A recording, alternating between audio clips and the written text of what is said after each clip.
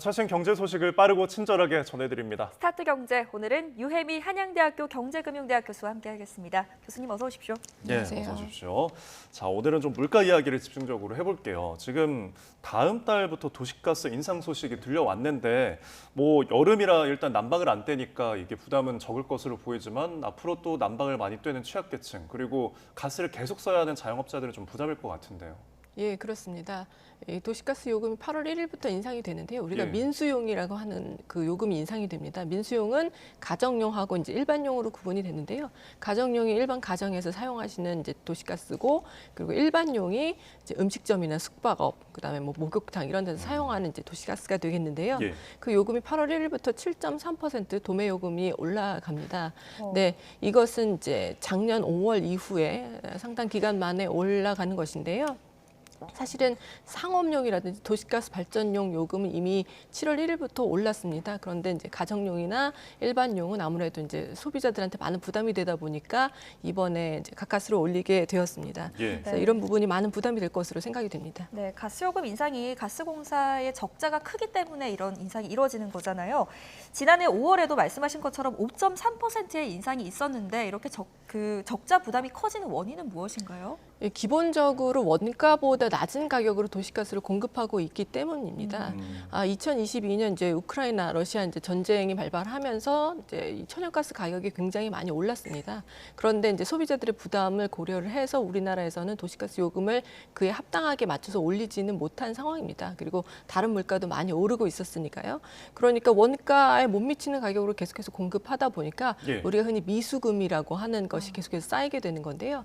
이 미수금이라는 것은 원가에 못 미치는 가격으로 공급을 해서 이 이제 가스공사에 쌓이게 된 외상값이라고 보면 되겠고, 예. 실질적으로는 이제 영업 손실이라고 볼 수가 있겠죠. 이 영업 손실이 3월 말 기준으로 13조 5천억 원. 네, 이르고요. 그다음에 이 가스공사의 이제 부채만 하더라도 1분기 말 기준으로 47조 원이 넘는 상황입니다. 그래서 1년에 이자로만 한 5천억 원 정도 지급을 해야 되는 상황인데 예. 가스공사의 모든 이제 인건비 등을 다 합쳐도 4천억 원 정도 된다고 하니까요. 이 총 인건비보다 더 많은 돈을 매년 이자로 지급해야 되는 그런 상황이다 보니까 이번 도시가스 요금 인상은 어쩔 수 없었다라고 볼 수가 있겠습니다. 네. 네. 근데 그 규모 자체가 적자 규모가 상당한 만큼 지금 이 정도 인상으로는 어쨌든 해소되기 어렵다는 관측이 많잖아요. 그럼 앞으로도 더 인상이 될 수 있는 건가요? 앞으로도 인상이 불가피할 것으로 보이는데요. 예. 왜냐하면 이번에 이제 도시가스 요금을 인상을 했을 때 그 효과가 어느 정도인지를 좀 가늠을 해봤더니 네. 이게 1년에 이제 5천억 원 정도 미수금을 좀 줄일 수 있다라고 볼 수가 있는데 예. 여전히 미수금은 13조 5천억 원이라고 말씀드렸잖아요. 네. 1월 분기말 기준으로. 그러니까 여전히 원가에 못 미치는 가격으로 공급을 계속 하게 되니까 앞으로도 더 인상될 가능성은 충분히 있는데 이게 올해가 될지 아니면 내년이 될지 그 부분까지는 아직 가늠하기가 어렵지만 예. 앞으로도 추가적인 인상 요인은 있다라고 볼 수가 있겠습니다. 네, 가스요금 인상도 인상인데 물가 상승이 참 우려되는 상황입니다. 장마 이제 시작이 됐는데 벌써부터 채소값, 과일값이 들썩이고 있다고요? 예, 그렇습니다. 채소값이 많이 오르고 있는데요.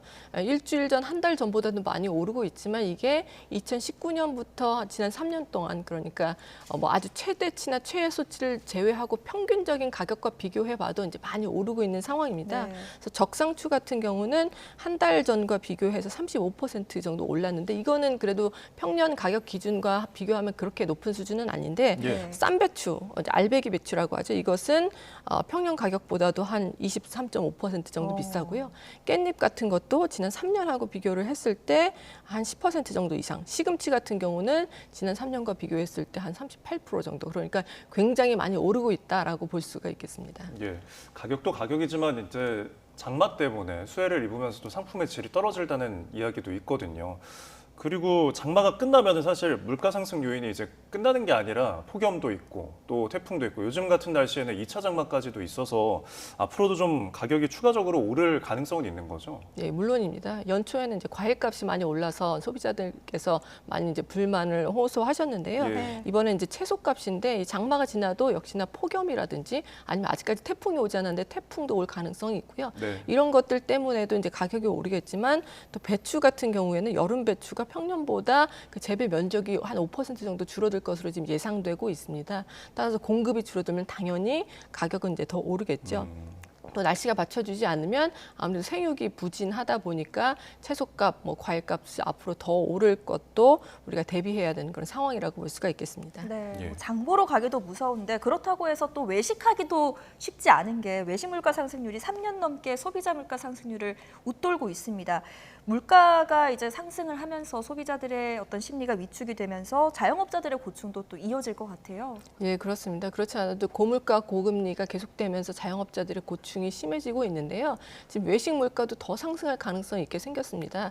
말씀드렸다시피 이제 채소값이 계속해서 상승을 하고 있으니까 재료비도 오를 것이고요. 네. 여기에 가스요금 올랐죠. 그리고 전기요금도 앞으로 또 오를 가능성이 있고 네. 임대료도 오르고 인건비도 오르고 모든 것이 다 오르다 보니까 이런 비용이 올라가면서 외식 물가가 더 상승할 가능성도 있습니다. 그러면 그렇지 않아도 내수가 좀 침체되는 상황에서 자영업자들의 고충은 더 이제 심해질 상황입니다. 따라서 이렇게 채소값이라든지 과일값 같은 것이 오르는 것이 우리나라 좀 구조적인 문제라는 문제가 요즘에 제기가 되고 있거든요. 그래서 다른 나라들과 비교해 봐도 이런 채소값이나 과일값의 변동성이 너무 커서 이런 부분들이 자영업자들뿐만이 아니라 소비자들에게도 큰 부담이 되고 있기 때문에 이런 부분들을 좀 구조적으로 완화할 수 있는 그런 방안 등을 모색해야 될 상황입니다. 네. 사실 물가 상승은 이제 에너지 수입 가격도 상당히 영향을 미치잖아요. 지금 기름값도 최근에 좀 오르고 있는데 뭐 계절적인 요인까지 좀 더해지면 하반기에 물가 관리가 좀 어렵진 않을까요? 그 하반기 물가에 역시나 그런 변수들이 많이 있습니다. 네. 국제 유가 그리고 지금 말씀드렸던 채소값이나 과일값도 문제가 될 수가 있고요.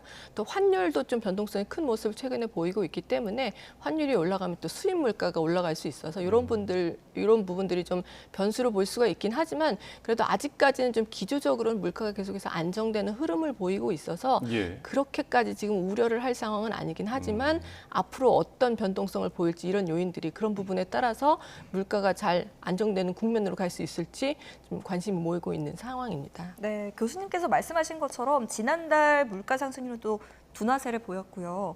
이번 주 목요일에 하반기 첫 금융통화위원회가 열리는데 금리 인하 가능성 어떻게 보십니까? 지금 7월 달에는 금리 인하 가능성보다는 금리 동결 가능성이 좀 더 높다고 보고 네. 있습니다. 이제 무엇보다도 금리 인하를 결정하는 가장 중요한 부분은 물가가 과연 안정되고 있느냐일 텐데요. 예. 최근에 물가는 안정되는 흐름을 보이고 있습니다. 그래서 지난 이제 6월 소비자 물가 상승률이 전년 동월 대비 2.4%고 한국은행도 하반기에 2.4% 정도 평균적으로 물가가 전년 동기 대비로 그 정도 될 것이라고 지금 예측을 하고 있는 상황입니다. 네. 그리고 근원 물가 같은 경우 변동성이 큰 뭐 에너지나 식료품을 제외한 경우도 2%대 초반으로 이제 내려갈 것으로 보고 있기 때문에 그런 부분을 보면 물가 목표치인 2%에 굉장히 근접하고 있기 때문에 금리 인하 시점이 점점 가까워지고 있다고 볼 수는 있긴 하지만 아직까지 이것이 이제 그대로 안착이 될지 아니면은 국제 유가라든지 환율과 같은 그런 대외 변수 때문에 조금 더 출렁이게 될지를 조금 더 지켜보고 싶어 할 것이기 때문에 이번보다는 뭐 8월 아니면은 이제 더 그 이후에 조금 더 금리 인하 가능성은 높다고 보고 있습니다. 예. 자, 그리고 이제 한국과 미국의 금리 격차 이야기를 안 할 수가 없는 게 지금 2%포인트잖아요. 근데 역시 미국도 이렇게 기준금리를 올린 배경에는 어쨌든 물가를 잡기 위해서인데 미국도 우리 금융통화위원회 11일에 목요일에 열리는데 CPI 발표 그날 같은 날 밤에 또 발표가 예정이 되어 있더라고요. 좀 어떻게 나올지 좀 배경이 좀 어떻게 될까요? 지금 이제 미 연준의 기준금리 인하 시점은 9월로 지금 많이 점쳐지고 있습니다. 네. 그 전까지만 하더라도 과연 9월이 가능하겠느냐는 이제 의구심이 많이 들었었는데 미국도 소비자 물가 상승률이 계속해서 이제 좀 안정되는 추세로 가고 있고요. 여기에 지난주에 발표된 고용 지표들이 조금 더 이제 기준금리 인하 시점이 9월로 좀 못 박히는데 예. 좀 영향을 미쳤습니다. 그래서 네. 실업률이 4.1%로 그 전월보다 좀 올랐거든요. 그러니까 실업률이 올라가고 있다는 것은 미국의 고용 시장도 계속해서 둔화가 되고 있고 그렇다면 물가가 안정되는 데 더 도움이 되는 방향으로 움직이고 있다는 것이기 때문에 기준금리 인하가 9월 정도에 시작되지 않을까 그런 이제 가능성이 점쳐지고 있고 시카고 페드워치에서도 지금 그 9월 달에 기준금리 인하 가능성을 0.25%포인트 인하 가능성을 71%로 지금 보고 있는 상황입니다. 네. 그런데 한국 같은 경우는 부분은 지금 기준금리 인하 시점이 미 연준보다 더 일찍 될지 아니면 더 늦게 될지 이 부분에 대해서 좀 불확실성이 있는 상황인데요. 만약에 미 연준보다 더 일찍 기준금리를 인하한다면 한미 금리 격차가 더 벌어지게 되겠죠. 그런데 벌어진다는 것은 결국 자본이라는 것이 더 고금리를 찾아서 움직이기 때문에 기준금리 격차가 벌어지게 됨에 따라서 자본이 이제 그 고금리를 찾아서 미국 쪽으로 이동을 하게 된다면 이것이 환율을 좀 높이는 그런 요인으로 작용을 하겠죠. 그래서 미국보다 먼저 기준금리를 인하할 경우 환율이 단기적으로 상승하는 것은 불가피하다고 보고 있습니다. 그런데 이 부분을 과연 감당할 수 있느냐 없느냐에 관해서 금통위원들이나 이제 한국은행 총재가 어떤 시각을 가지고 있는지에 따라서 기준금리 인하가 미 연준보다 더 일찍 일어날 수 있을지 아니면 더 뒤에 일어날 수 있을지가 결정이 된다고 볼 수가 있겠는데요. 하지만 지금 주요국들을 보면 뭐 스웨덴이라든지 스위스, 유럽중앙은행도 더 미 연준보다 먼저 기준금리 인하를 시작했거든요. 네. 그래서 이런 주요국 통화 정책의 탈동조화 현상을 보면 우리나라도 이제 단기적인 환율 변동성은 좀 감안을 해야 되겠지만 이런 부분들을 고려할 때 우리나라도 물가가 안정되는 추세를 보면 미 연준보다 먼저 기준금리를 인하하는 것도 충분히 고려해 볼 수 있는 옵션이라고 생각하고 있습니다. 네. 예. 뭐 11일에 예정되어 있는 미국 CPI 발표는 어떻게 예측을 하십니까? 지금 미국의 이제 소비자 물가 지수가 발표가 될 텐데요. 이 부분도 전월에 같이 이제 물가가 조금 그래도 안정되는 추세로 갈 것으로 보고 있습니다. 네. 아무래도 이제 고용 시장도 약간 둔화하고 있는데 문제는 이 이제 소비자 물가 지수 중에서 여러 가지 항목들인데 주거비 관련 항목이 계속해서 좀 높은 이제 증가세를 보이고 있거든요. 그래서 이 부분이 얼마나 안정될지에 따라서 그야말로 미 연준이 기준금리를 9월에 인하할 수 있을지 없을지가 상당히 영향을 받을 것으로 보고 있습니다. 네, 결국은 이제 연준 의장인 제롬 파월의 입에 관심이 모아지고 있는데 지금 일정을 보니까 의회에 출석을 해서 통화 정책에 대한 어떤 보고를 할 예정이거든요. 지금 그렇다면은 파월 의장이 좀 확실한 어떤 물가 상승률의 둔화 혹은 노동 시장의 어떤 둔화 이런 것들이 나오기 전까지는 그렇게 시장에 시그널을 주지는 않겠죠. 예, 강한 시그널을 주기는 아직 좀 어려운 상황이라고 보는데요. 그래도 좀 고무적인 상황이라고 볼 수 있는 것은 얼마 전에 이제 유럽 중앙은행에서 중앙은행 연례 포럼이 있었는데 여기에 이제 제롬 파월 미 연준 의장이 참석을 해서 연설을 한 바 있습니다. 근데 여기에서 디스인플레이션, 즉 인플레이션이 둔화되는 추세가 그래도 좀 뚜렷해지고 있다라는 이제 긍정적인 발언을 했거든요. 이것 때문에 사실은 미 연준이 9월에 기준금리를 인하할 것이라는 이제 가능성이 조금 더 높아지고 있는데요. 네. 하지만 그럼에도 불구하고 아직까지 물가 완장을 확신하기까지는 조금 더 정보가 필요하다라고 얘기를 해서 약간의 매파적인 이제 발언을 덧붙였는데 아마 이번에도 비슷한 얘기를 할 것 같습니다. 그래서 이제 디스인플레이션의 추세가 이제 지속이 되고 있는데 이것이 진짜 물가 안정으로 우리가 확신을 하기까지는 조금 더 정보가 필요하다는 그런 원론적인 입장을 밝힐 것으로 보고 있습니다. 네, 이번 주 경제 동향 살펴보도록 하겠습니다. 오늘은 유혜미 한양대학교 경제금융대학 교수와 함께했습니다. 교수님 잘 들었습니다. 고맙습니다. 감사합니다.